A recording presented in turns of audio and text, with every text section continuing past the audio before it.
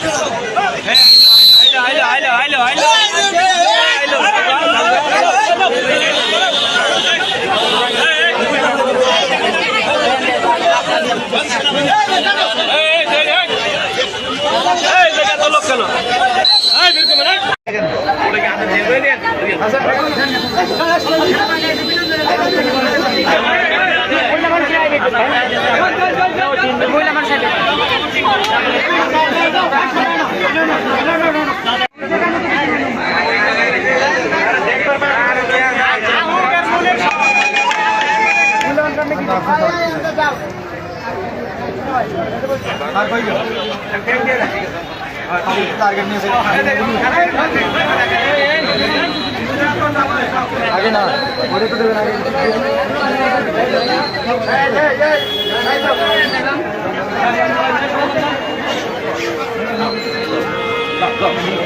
এই সন্ধ্যার দিকে দোকানটা বন্ধ ছিল, এই দোকানের সামনে চৌকি বানানো ছিল, এই চৌকির মধ্যে একটা কার্টুন রেখে কে বা কারা চলে গেছে।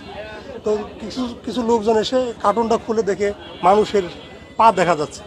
সাথে সাথে থানাকে সংবাদ দিলে থানার অফিসার ইনচার্জ সহ আর পুলিশ পরিদর্শক তদন্ত এবং থানার অন্যান্য অফিসার এসে দেখে একটা মহিলা লাশ খণ্ড বিখণ্ড এবং মাথাবিহীন একটা লাশ পায়।